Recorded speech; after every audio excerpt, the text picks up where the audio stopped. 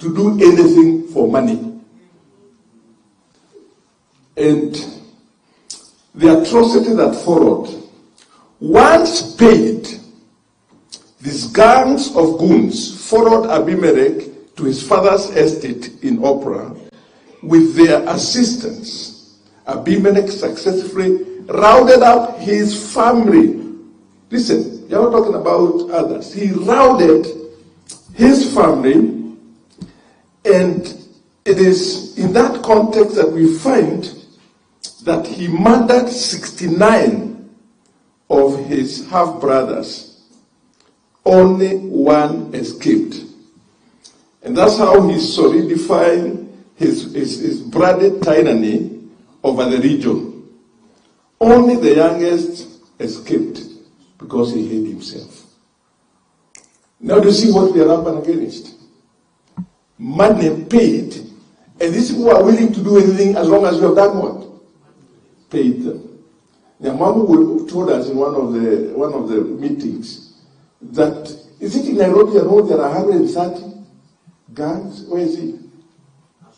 Nationally, 130 gangs who can be paid to do anything. Religious leaders, remember, you and I, if there are goons running around, none of us is safe. So, can we voice our condemnation on those who are hiring goons? And let us not be ashamed to name them if we have a reason to believe who they are. And let us encourage the chairman, our own colleague Bishop, that when he summons the people he summons to explain their recklessness, as soon as he has invited them, if we realize they are delaying, let us raise our voices. Okay? Let us say that the law cannot be selective and there are no sacred cows. And I want to pray that even our head of state will be able to show his political resolve by allowing these institutions to work what he has required of this nation, because they were created after the crisis of 2007-2008.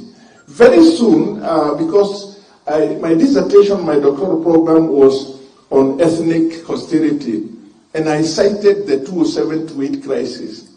I've been given a copy of that document because the former chairman read, I gave it to him to look through, and so my friend, I also give it to him and commissioners can look, because I did a research on the crisis of Kenya that led to 2007-2008.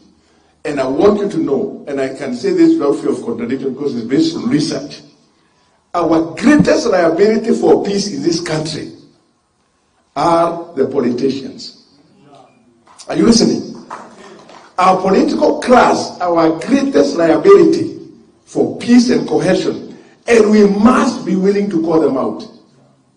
And we must do it together. You know, if I do it alone, maybe they can even send the goons. But I'm not going to be afraid. But if we do it together, they can't go for all of us. The Lord bless you. Thank you, Bishop. Thank you, Bishop, for that. So, Killian, Karibu. Thank you. I think today there's a lot of revelation. They also did not know that goons existed. Sasa leo mmejua. So, na walilipwa. So, ladies and gentlemen, let's appreciate IRCK team for bringing into perspective part of what we shall be discussing in the next one hour or so. Now, wao tutawapatia special package. Inaitwa mixed grill. So we will stamp use our fingers 3 times, our hands 3 times, and our feet 3 times. Are we together? All right. Fanya rehearsal. Vidole, mikono, miguu.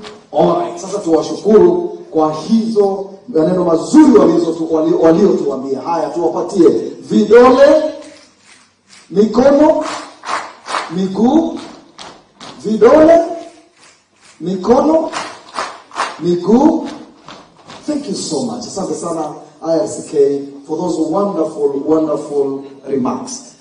Now, we want to bring on stage the last partner in this tripartite arrangement, who is also key in this process, and the person who I would wish to invite, who will subsequently invite Chair to be able to give his remarks, is none other than the Chief Executive Officer for the National Cohesion and Integration Commission, Dr. Mutegi Giti. Haya, tumwonyeshe naye vidole, mikono, miguu, vidole, mikono, miguu. Asante sana. Karibu sana sana. Oh, thank you very much.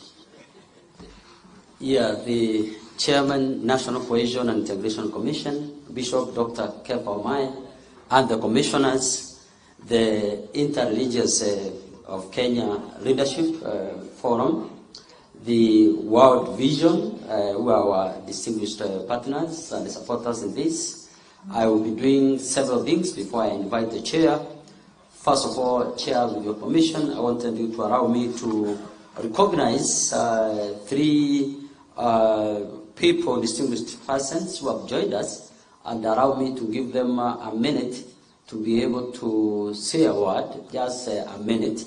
Starting with the representative of the Commission on Administrative Justice, Edith Imunde. Yeah, please, welcome. Welcome. Yeah. Karibu sana. Yeah, you can continue this. Yeah. Thank you so much. The chairperson of NCIC, the head of World Vision, the chair of IRC or the moderator, distinguished guests, all protocols observed. Good morning. Good morning. My name is Edith Munde. I'm here on behalf of the Commission. Chair, I'd like to express the apologies of our chair. He would have really loved to be here. There was just a prior engagement that he needed to attend, but that does not mean we are not with you in this. We are with you in this. The Commission's mandate, which is addressing grievances within the public sector and enforcing access to information, places the Commission as a key player in the conversation that is being held here today. The Commission, therefore, will contribute to this conversation by working with electoral bodies and government agencies to enhance proactive disclosure so that we are able to cover the aspect of misinformation and disinformation. The Commission will also be involved in analyzing and studying complaint trends for purposes of preventing escalation of grievances that could also have a ripple effect as far as peace is concerned. I would therefore wish to reiterate that the Commission is looking forward to collaborate, especially with NCIC, under the auspices of the Commission, Constitutional Commission's independent offices, where we all sit, to contribute the different implementation of the different mandates to see how best we can continue the conversation and play a role as far as facilitating peaceful election is concerned. I thank you all. Thank you. Thank you, Edith. Thank you very much for your comments. Chair, thank you. I also invite Yusuf Mohammed, who is the Deputy County Commissioner, Kajiado North Sub-County, and you know usalama lazima iwekwe vizuri, na yeye ndiye anaweka ngao structure yote kuhakikisha kwamba tuko salama hata tunapoendelea na mkutano. Karibu sana bwana DCC. Karibu. 1 minute. Thank you. Yeah. Chair, NCIC, Daktari, World Vision, National Director, Interreligious, SCRC. Ngome, mimi napenda kuita ngome. Wale wote wako hapa ndio ngome, ndio hifadha, ndio protection ya kuzuia matokeo yale tuliona 2007 yasitokee. So kama wewe uko hapa, wewe jua ndio ngome. Wewe ndio ile tunaita China Wall, Great Wall of China. Sasa ndio wewe uko hapo. Tafadhali jua uko na jukumu kubwa sana. Na msituache sisi peke yetu. Kaka amesema sisi ndio watu wa usalama. Ni usalama lakini sio amani. amani ni kitu kingine, usalama ni kitu kingine. Usalama tutapigana hapo, tuko hapo, lakini amani tunakuhitaji. Tafadhali Chair, kwanza tunashukuru Mungu sana kutuchagulia wewe, na hiyo fikra yako na mtazamo wako ndio matokeo ndio haya sasa. Umeweza tayari kuweka ngome, na tunataraji kwa hii ngome itakuwa madhubuti ya kuweza kutuhifadhi sisi kusikue na mabaya yote mwaka ujao. Asante sana. Thank you very much. Thank you, Thank you. Here, this is Murkomen. Then lastly, Chair, you allow me, I will call Jude Twara, the Acting Director, Public Education and Advocacy. Nakanda, unajua chairman, kuna mambo ya madawa ya kulevya na madawa mengine, na Nakanda imekuwa ikifanya kazi ili watu wasipokuwa na madawa yale basi watakuwa na amani. Karibu sana Madam Jude. One minute. NCIC Chair, distinguished guests, my name is Jude Twala, the Acting Director, Department of Public Education and Advocacy, Nakada. I am here to represent my CEO, Dr. Anthony Omerikwa. Greetings from our board chair, Reverend Dr. Mairori. I'm very humbled and honored to be in your midst today. And I would just want to ask one question to the religious leaders seated here. Would we have peace when we have alcohol and drugs in our communities? Please answer me. No. I am happy to announce that Nakada is very keen with working with the religious leaders. You are our critical partner because you have big audience, you have big congregations in your churches, in your mosques, and we are very intentional working with those institutions. In the month of September, we will be facilitating a session with the Evangelical Alliance of Kenya, and I'm sure some of you are members of that, just to empower you to identify persons who are struggling with addiction, children who are already experimenting. We need to come out loudly as religious leaders and address these issues. When we go for funeral services, we are so much aware that the people we are burying, some of them have died out of overdose from heroin or alcohol, illicit poisonous alcohol. But instead of calling it as is, what do we say?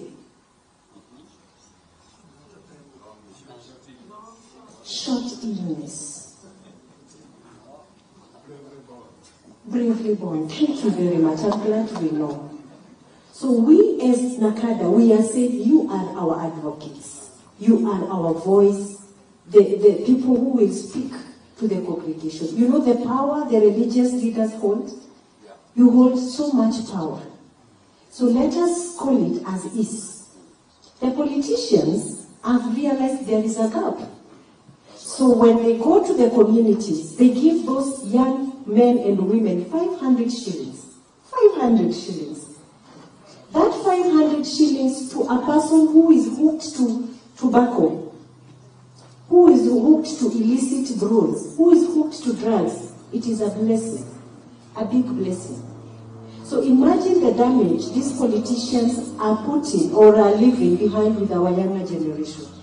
And I hope that one day I will get an opportunity with this forum again to just show you the prevalence of alcohol and drugs in the country, in the primary schools, in the secondary schools, in the university schools. And my concern as an individual and as staff of Nakada is the secondary schools.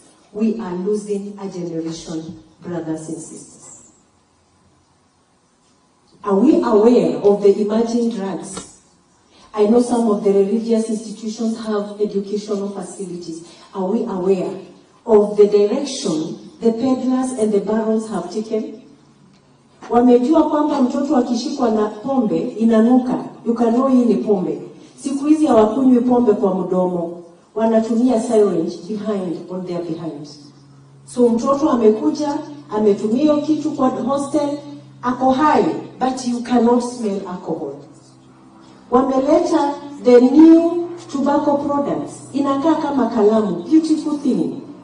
Hata akibeba, hata akikaa na wewe hapa kwa meza, I'm telling you, you will not know that is tobacco products. Tunasema hatutaki shisha. We expect our children to use shisha pots? No. They are using those pen-like. We are not even aware that our children are now making synthetic drugs. Wana mix the prescription drugs zenye tumeweka manyumbani. Kama sisi wamama, we are pharmacists. Wamama wenye kwa hapa wakifungua vibeti zao, wako na dawa. Sijui wanatibu nini na wamediagoniziwa na nani. Ni ukweli wamama? Sio? Sio wote. Na nyumba zetu tuko na cough syrups tumeweka just in case mtoto aanze kushikwa na fever. Una prescribe wewe mwenyewe. That is drug abuse. We cannot talk of peace if we ignore the theme of alcohol and drugs. May God bless you. May God use you as vessels. And please, let's talk about this issue as loud and as often as we can to make Kenya a safe nation. Thank you. God bless you. Thank you very much. Thank you. I know she is very passionate about Nakada issues, and ametuambia wamama pia wako na dawa lakini sawa. Hata wazee sawa.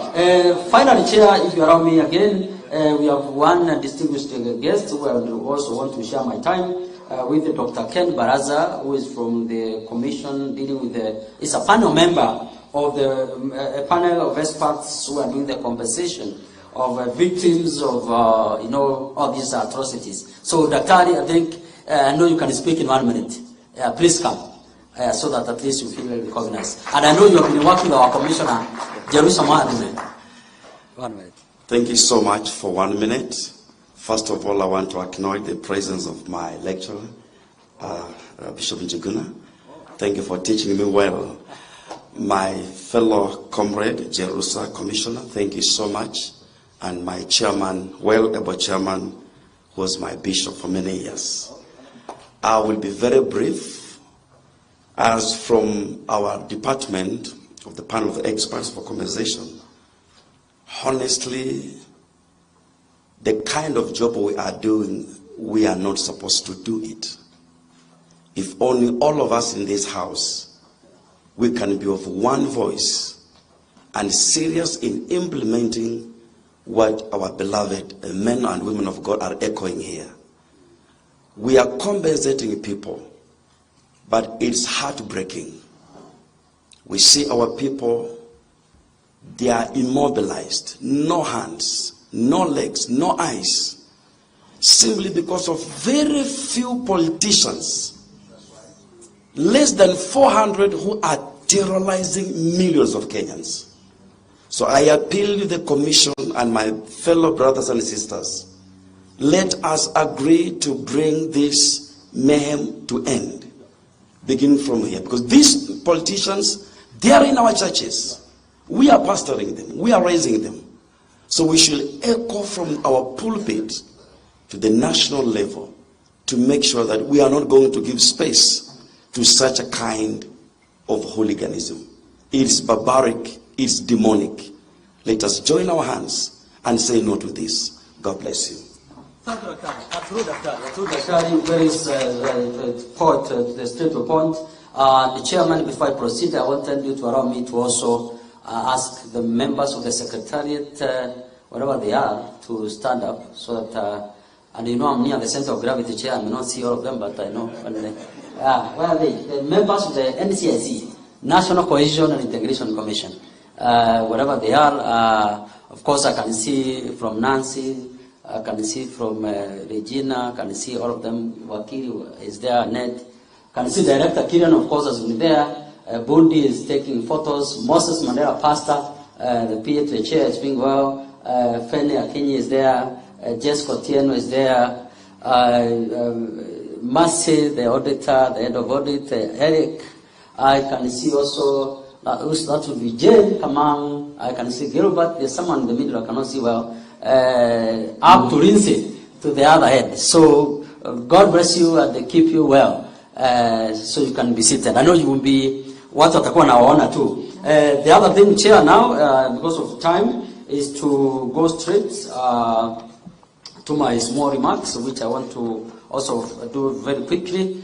First of all, to acknowledge the distinguished faith leaders who are present here, the representatives of the Interreligious Council of Kenya, to representatives of the World Vision Kenya, representatives of government institutions, constitutional commissions, and the civil society, development partners who are here, ladies and gentlemen, of course my distinguished commissioners, led by Chairman Bishop Dr. Kefa Mai, who some of the religious leaders, I was meeting them before you came, and I was telling them that they need to pray for NCIC to get wonderful commissioners, and God has indeed answered our prayers, and we have got a distinguished team of commissioners who are dedicated. Sometimes they work even at 10 p.m. They are holding meetings in the office to be able to ensure that this country remains peaceful, this country remains secure, because as you all know in the Vision 2030, peace is a key enabler for socio-economic, political development.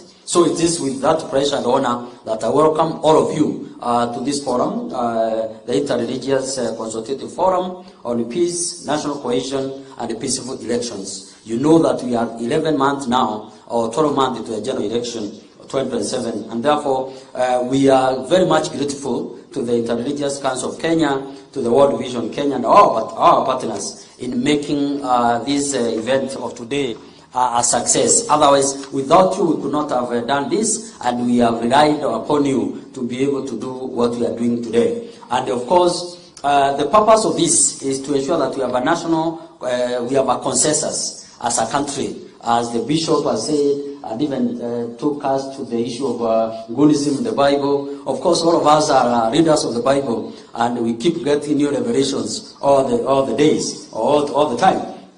As we go to 2027, we need a peaceful election, and as the chair of IBC said the other day, we cannot do it as one institution. All institutions, including you, religious leaders, faith leaders, are very important to this. Of course, you know, yesterday we launched our roadmap to a peaceful 2027 general election, which I know my bishop and chair will be discussing that as he comes over. Then we need to do a lot of coordination.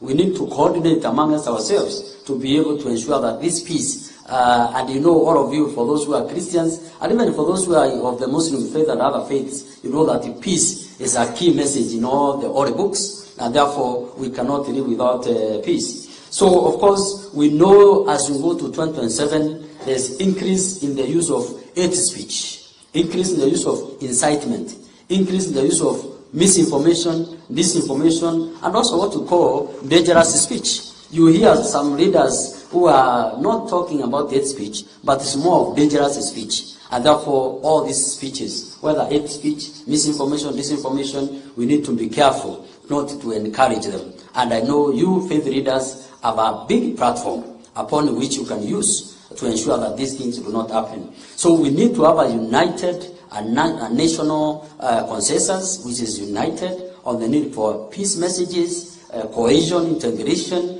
and also to ensure that all of us can stay together, can stay in wherever part of the country we are. We need to work together to ensure that the issues of early warning, early response, as the chairman, of course, of NCIC and the commissioners are particular about, is entrenched. If you see something developing that is a threat to national peace, cohesion and integration, you as a faith leader, you have that opportunity to share. Even with the GAO, the National Government Administrative Officers, even with us, NCIC, our number lines are always open. Our officers are working 24 hours. We also have a lot of, you can write an email, you can write on WhatsApp, you can forward, so that we are able to ensure early warning, early response mechanisms can work. So, of course, by the end of these deliberations today, faith leaders, I want to tell you that we shall develop a joint communique on peaceful campaigns and the 2027 general election. We shall have a joint communique that we will be issuing, our chairman and the commissioners, working with all the key leaders here, to issue a statement that really goes towards ensuring that we have this roadmap, or we have this framework, that we also develop an action plan on, in order to follow this action plan for the 2026-2028 year. Because we know sometimes when chaos erupts, they erupt mostly after the elections have been announced. And therefore, that's where Kenyans become very emotional and the other things crop up. Therefore, we will work together to implement this roadmap to ensure that we have early warning, early response, and other things that we need to do so that Kenya remains peaceful.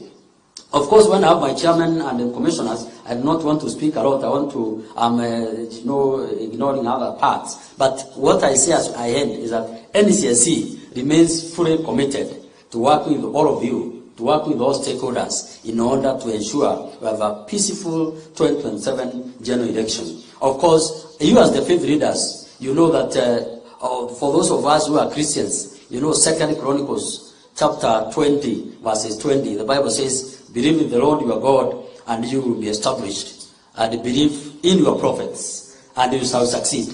So you who are here, the faith leaders, are the prophets. Therefore, you must make people succeed. And how do they succeed? They succeed by you guiding them on the right way. Ukiona mtu analeta fujo na mambo ya gonism hata kanisani, mukemee, na hiyo pepo itaondoka.